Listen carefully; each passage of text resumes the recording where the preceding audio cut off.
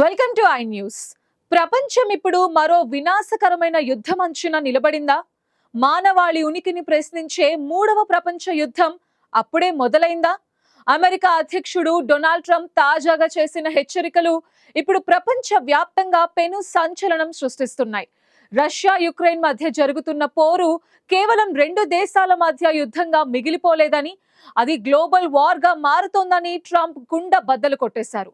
శాంతి చర్చలు ఒకవైపు జరుగుతున్నప్పటికీ మరోవైపు యుద్ధం మరింత విస్తరిస్తోందని ఆయన హెచ్చరించారు. అసలు అమెరికా ప్రతిపాదించిన ఆ 28 పాయింట్ల శాంతి ప్రణాళిక ఏంటి? డాన్బాస్ ప్రాంతాన్ని ఫ్రీ ఎకనామిక్ జోన్ గా మార్చాలనే ప్రతిపాదనపై యుక్రెయిన్ ఎందుకు సతమతమవుతోంది? క్రిస్మస్ లోపు యుద్ధానికి స్వస్తి పలకాలని ట్రంప్ పెట్టిన డెడ్ లైన్ కు రష్యా స్పందన ఏంటి? వీటన్నిటికీ సమాధానాలు ఈ స్పెషల్ రిపోర్ట్ లో చూద్దాం.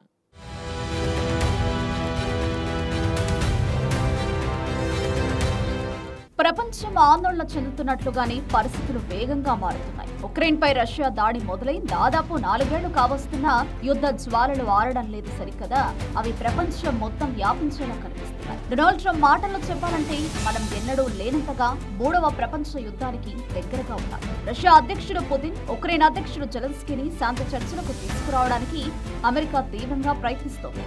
ట్రంప్ ప్రభుత్వం ఒక 28 పాయింట్ల సుదీర్ఘ శాంతి ఒప్పందాన్ని ప్రతిపాదించింది. ఇందులో అత్యంత వివాదాస్పదమైన అంశం ఏమిటంటే ఉక్రెయిన్లోని డాన్బాస్ ప్రాంతాన్ని ఒక స్వేచ్ఛ ఆర్థిక జోన్ గా మార్చడం. అంటే ఆ ప్రాంతం రష్యాకు ఉక్రెయిన్ కు మధ్య ఒక బఫర్ జోన్ గా పనిచేస్తుంది. ఈ నిర్ణయంపై ఉక్రెయిన్ ప్రజల అభిప్రాయాన్ని తెలుసుకోవడానికి జెలెన్స్కీ ఒక దేశవ్యాప్త రెఫరెండం నిర్వహించాలని యోచిస్తున్నారు. అయితే పుతిన్ మాత్రం ఇంకా తన పట్టు వదలడం లేదు.